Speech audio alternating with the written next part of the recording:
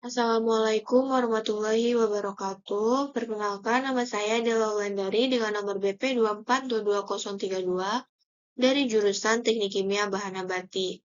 Nah, pada kesempatan ini saya akan menjelaskan materi mengenai reaktor kimia yang merupakan salah satu materi dasar yang sangat penting dalam bidang teknik kimia, khususnya dalam perancangan proses industri. Nah, apa sih reaktor kimia itu? Nah, reaktor kimia adalah suatu bencana atau sistem baik tertutup maupun terbuka yang digunakan sebagai tempat berlangsungnya reaksi kimia.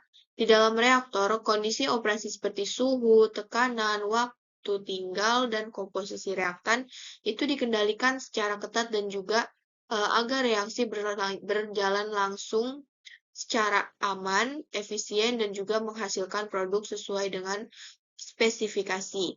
Nah, dalam teknik kimia, reaktor sering disebut juga sebagai jantung proses industri, karena keberhasilan suatu pabrik kimia sangat ditentukan oleh jenis reaktor yang dipilih dan juga kondisi operasinya. Nah, analisis reaktor kimia sendiri selalu didasarkan pada neraca massa, kinetika reaksi, dan pola aliran fluida. Lalu kita masuk ke klasifikasi reaktor. Nah, reaktor kimia dapat diklasifikasi menjadi beberapa jenis. Yang pertama, berdasarkan cara operasinya. Reaktor dibagi menjadi, yang pertama ada reaktor batch, lalu reaktor continue, dan reaktor semi-batch atau semi-continue. Lalu yang kedua ada berdasarkan model aliran. Nah, reaktor dibagi menjadi uh, reaktor tangki berpengaduk continue, atau dan juga loop flow reaktor atau aliran sumbat, lalu ada batch reaktor. Nah, lalu terdapat juga reaktor khusus dan juga multifasa seperti packed bed dan fixed bed, lalu fluidized bed dan trickle bed dan juga bubble column. Nah, kita masuk ke reaktor batch. Reaktor batch sendiri adalah reaktor tertutup di mana seluruh reaktan dimasukkan di awal proses, kemudian direaksikan, kemudian reaksi dibiarkan berlangsung selama waktu tertentu tanpa aliran masuk maupun keluar. Nah, reaktor batch sendiri cocok digunakan untuk produksi skala kecil, reaksi dengan waktu reaksi yang panjang dan juga produk dengan nilai ekonomi tinggi seperti pada industri farmasi. Nah, contoh penggunaannya adalah pada industri farmasi, lalu ada industri kosmetik dan juga industri makanan serta kimia halus. Nah, keunggulan dari reaktor ini adalah fleksibel dalam operasinya, lalu kontrol suhu dan komposisi yang relatif mudah, serta cocok untuk penelitian dan juga pengembangan produk baru. Namun, kelemahannya adalah produktivitasnya rendah, adanya waktu henti untuk pengisian dan juga pembersihan, serta kurang ekonomis untuk produksi besar. Nah, pada gambar ini ditunjukkan reaktor batch berjaket. Nah, jaket sendiri berfungsi untuk mengendalikan suhu, sedangkan pengadukan memastikan campuran reaktan homogen. Lalu kita masuk ke reaktan Continuous Stirred Tank Reactor atau CSTR, merupakan reaktor kontinu yang dilengkapi dengan pengadukan sempurna, di mana aliran masuk dan keluar terjadi secara terus-menerus.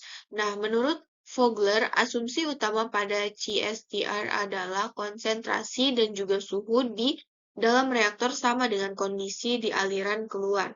Artinya, seluruh isi reaktor dianggap seragam. Nah, reaktor ini banyak digunakan pada produksi resin dan juga polimer, lalu industri kimia cair, dan instalasi pengolahan limbah cair. Keunggulan dari reaktor ini sendiri adalah produksinya itu lebih stabil, kontrol suhu yang baik, serta mudah dikendalikan secara otomatis. Namun, reaktor ini juga membutuhkan volume reaktor yang besar untuk mencapai konversi tinggi dan juga memiliki efisiensi konversi lebih rendah dibanding PFR. Nah, pada gambar ini menunjukkan CSTR adalah skala industri dengan sistem agitasi dan jaket pendingin. Lalu kita masuk ke reaktor flue flow reaktor.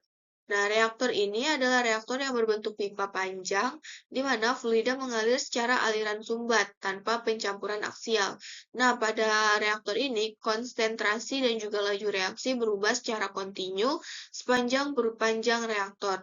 Nah, reaksi ini tidak terjadi seragam seperti pada CSTR. Nah, contoh penggunaan reaktor ini antara lain adalah pertama ada steam cracking atau produksi etilena, lalu reforming gas alam dan juga pada industri petrokimia serta pupuk. Keunggulan dari reaktor ini sendiri adalah konversi tinggi per satuan volume dan juga lebih efisien dibanding CSTR. Dan juga cocok untuk produksi skala industri besar. Nah, kelemahannya sendiri, dia itu memiliki pengendalian suhu yang sulit, desain mekanik dan operasional lebih kompleks, dan juga risiko hotspot pada reaksi exotherm. Nah, pada gambar sini menunjukkan reaktor turbular panjang pada industri petrokimia seperti proses stem cracking. Panjang reaktor ini memungkinkan terjadinya perubahan konsentrasi secara bertahap. Nah, untuk reaktor katalik, di sini menggunakan katalis padat untuk mempercepat laju reaksinya. Pada fixed bed reaktor, katalis berada dalam kondisi diam dan fluida mengalir melewati celah-celah katalis. Nah, reaktor ini umumnya digunakan pada reaksi gas bertekanan tinggi seperti proses Haber untuk amonia, proses kontak untuk asam sulfat, dan juga reaksi hidrogenasi. Nah, keunggulannya adalah struktur sederhana dan juga kokoh, dan juga mampu beroperasi pada suhu serta tekanan yang tinggi. Lalu, aktivitas katalisnya juga tinggi, namun memiliki kelemahannya, di mana kelemahannya sendiri adalah penurunan tekanan besar, resiko penyumbatan atau fouling, lalu serta sulit mengontrol panas pada reaksi exotherm.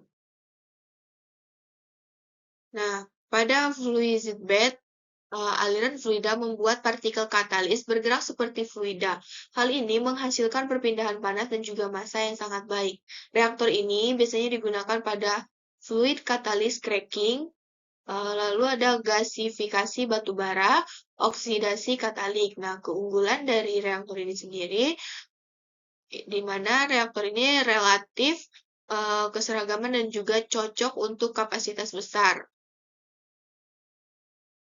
Dan juga perpindahan panasnya itu sangat baik. Nah, kelemahannya itu desain dan operasi kompleks, lalu erosi peralatan akibat partikel katalis, dan juga biaya investasi yang tinggi. Nah, kita masuk ke rumus-rumus rancangan reaktor kimia.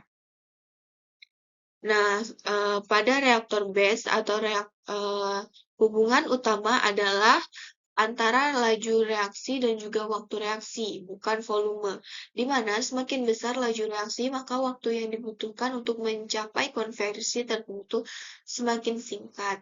Lalu pada reaktor CSTR, itu volume reaktor dirumuskan sebagai volume berbanding lurus dengan laju alir umpan dan konversi, serta berbanding terbalik dengan laju reaksi pada kondisi keluar. Artinya, jika laju reaksi kecil, maka volume reaktor harus besar. Pada reaktor PF, volume reaktor dihentikan melalui integrasi laju reaksi sepanjang reaktor. Nah, karena lajunya paling tinggi di bagian inlet, maka PFR lebih efisien dibanding CSTR untuk konversi yang lama. Nah, reaktor katalik. Pada reaktor katalik, laju reaksi sangat dipengaruhi oleh aktivitas katalis, dan juga jika aktivitas katalis menurun, maka diperlukan volume reaktor atau jumlah katalis yang lebih besar. Kita masuk ke hubungan laju reaksi dengan volume reaktor. Secara umum, dapat disimpulkan bahwa hubungan laju reaksi dan volume reaktor adalah dasar utama dalam perancangan reaktor kimia. Prinsip umumnya adalah semakin kecil laju reaksi, maka semakin besar volume reaktor yang diperlukan untuk mencapai konversi tertentu. Prinsip ini berlangsung untuk hampir semua jenis reaktor dan juga menjadi dasar dalam pemilihan reaktor pada industri. Nah, demikian mungkin penjelasan mengenai reaktor kimia, mulai dari pengertian jenis-jenis reaktor, aplikasi industri, hingga hubungan laju reaksi dengan volume reaktor. Semoga penjelasan ini dapat membantu dalam memahami konsep reaktor kimia secara jelas dan juga mudah dipahami. Mohon maaf bila ada kesalahan. Saya akhiri. Wassalamualaikum warahmatullahi wabarakatuh.